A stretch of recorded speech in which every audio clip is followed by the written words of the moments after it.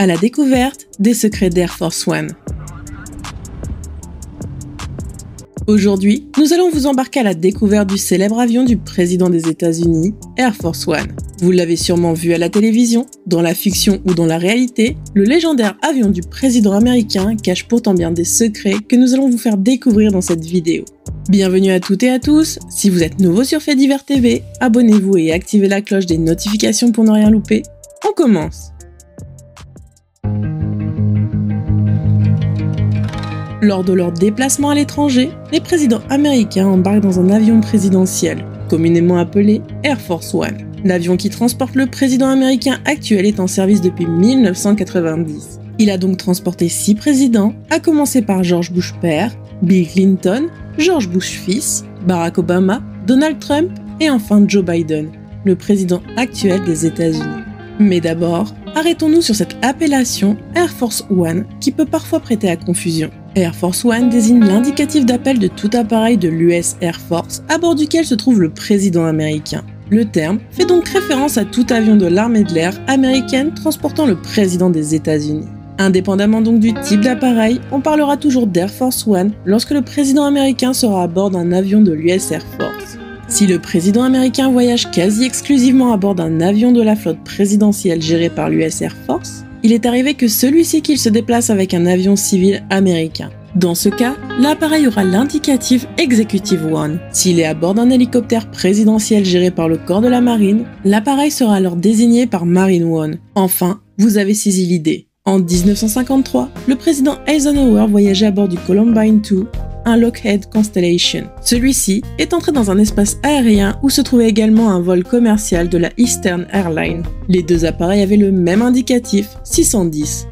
Le risque de confusion par les contrôleurs était élevé. Il fallait trouver un indicatif unique à l'avion présidentiel. C'est donc ainsi que la mythique appellation Air Force One voit le jour pour désigner à la fois l'indicatif radio et le numéro de vol de l'avion présidentiel américain. Mais alors, quel type d'appareil est Air Force One ?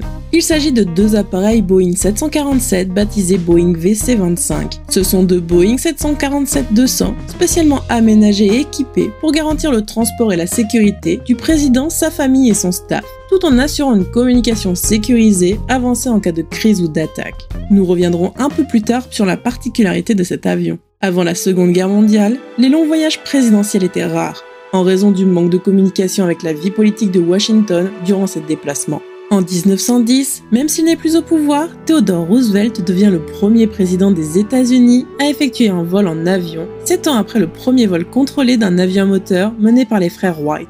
Plus tard, en 1943, Franklin Roosevelt sera le premier président à monter à bord d'un appareil Boeing 314 Clipper pour se rendre à une conférence à Casablanca. Ce n'est que 9 ans après l'incident d'Eisenhower que le premier avion, spécialement conçu à l'usage présidentiel, voit le jour sous l'administration Kennedy. L'US Air Force avait déjà tenté de créer un avion présidentiel spécial qui puisse refléter le pouvoir et le prestige des États-Unis. Mais Kennedy, jugeant l'avion trop royal, et sur les conseils de sa femme Jacqueline Kennedy, va faire appel au designer Raymond Loewy pour réaliser la livrée de l'avion. Cet appareil, Boeing VC-137, dérivé du Boeing 707 et immatriculé SAM 26000, sera donc le premier appareil à aborder la célèbre bande bleue et or le long du fuselage. Le drapeau américain sur la dérive, le grand sceau des États-Unis sur le devant, ainsi que la célèbre inscription United States of America. Ces caractéristiques seront reproduites dans les célèbres Boeing 747, toujours en service aujourd'hui. Vous vous demandez peut-être pourquoi le président des États-Unis a besoin de 2 avions pour se déplacer. Eh bien, parce que le président américain est l'homme le plus puissant du monde. Les agents du service secret doivent assurer sa sécurité en toutes circonstances. Ainsi, selon la légende, lorsque le président américain est à bord du Boeing 747 immatriculé Air Force One, le deuxième appareil qui lui est identique et portant la même immatriculation voyage également avec lui afin de déjouer les potentielles attaques terroristes. Avec 2 appareils immatriculés Air Force One voyageant au même moment, personne ne peut savoir à bord duquel des 2 appareils se trouve le président des États-Unis. Le président des États-Unis ne voyage jamais seul. C'est toute une armada qui est mobilisée pour accompagner le chef de l'État. Les voyages présidentiels nécessitent une organisation massive, un défi sécuritaire et surtout un budget conséquent. Les déplacements du président américain et de ses proches coûtent cher aux contribuables et épuisent le service secret, qui est en charge d'assurer sa sécurité et sa protection. Prenons l'exemple de Barack Obama et de Donald Trump. Selon une organisation américaine dédiée à la surveillance des activités du gouvernement, Barack Obama aurait dépensé 96,6 millions de dollars en voyage pendant ses 2 mandats, incluant certains de ses déplacements personnels. Les déplacements de Trump et de sa famille auraient coûté en un mois plus d'argent que ceux des Obama en un an. Selon les rapports publiés, un voyage de Barack Obama en 2014 aurait coûté plus de 200 000 dollars par heure, soit 10 fois plus que le coût d'1 heure de vol dans un Boeing 747 ordinaire. Toujours selon les données disponibles, Trump aurait effectué 19 déplacements internationaux durant son mandat. Barack Obama aurait effectué 52 déplacements internationaux durant ses 2 mandats. En somme, des millions et des millions sont dépensés chaque année pour assurer la sécurité du chef de l'État lors de ses déplacements. Pour assurer la sécurité du président, l'US Air Force opère également 4 Boeing E-4 connus sous le nom Doomsday Plane, avion de l'apocalypse en français. Chargé de transporter le président en cas de situation d'urgence et plus précisément en cas de guerre nucléaire, ce Boeing fait office de poste de commandement volant pour le chef d'État américain. En effet, en cas de conflit avec l'une des superpuissances mondiales, le président américain et le secrétaire à la défense devraient monter à bord de cet avion et l'utiliser comme un poste de guerre volant. Dans ce Boeing, une équipe de 12 d'analystes militaires et de stratèges devrait assurer une communication directe avec la Maison-Blanche afin que le président puisse donner des ordres et assurer sa fonction depuis le ciel. Comme nous l'avons mentionné précédemment, l'Air Force One à bord duquel Joe Biden a fait son premier déplacement international est en service depuis 1990. Le projet de renouvellement de la flotte d'Air Force One a été lancé sous l'administration de Barack Obama et a abouti avec la présidence de Trump. Ce dernier avait jugé trop coûteux le contrat négocié entre Boeing et la Maison-Blanche. Fin 2017, un accord a été trouvé pour la commande de 2 Boeing 747-8i de seconde main. Trump avait fait baisser le prix de 4,4 milliards de dollars à 3,9 milliards.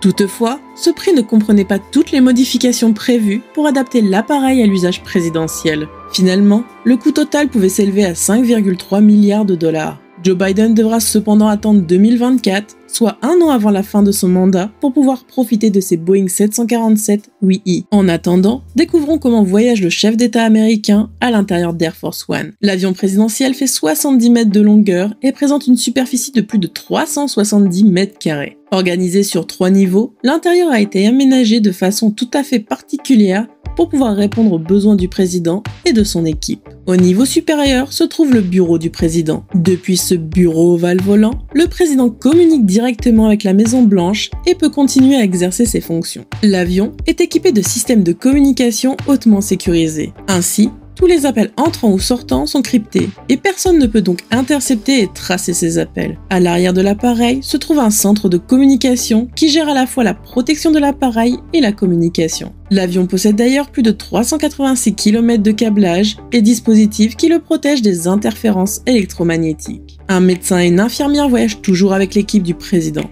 De ce fait, à côté du bureau présidentiel se trouve une salle médicale faisant également office de salle d'opération.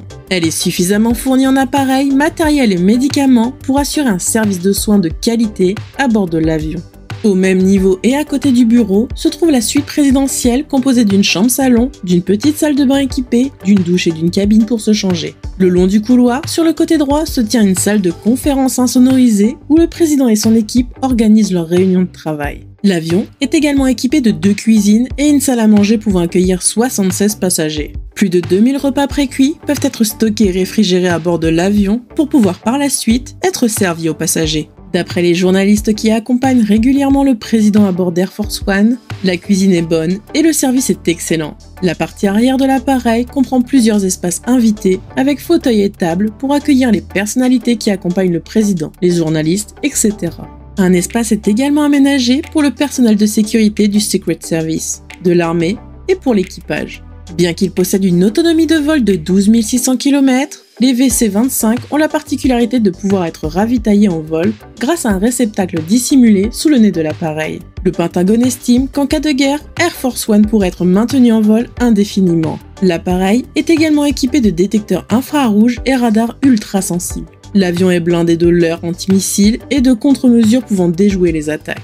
D'autres mesures de sécurité sont mises en place à l'intérieur de l'avion, mais elles restent secret défense. Pour finir, il faut bien retenir qu'Air Force One ne désigne aucun appareil particulier, même si l'usage courant veut qu'il renvoie aux 2 Boeing VC-25 que nous avons présentés dans cette vidéo. Et cela même si le président ne se trouve pas à bord. Air Force One est sans doute l'un des symboles américains les plus connus, faisant encore aujourd'hui les beaux jours de l'industrie du film.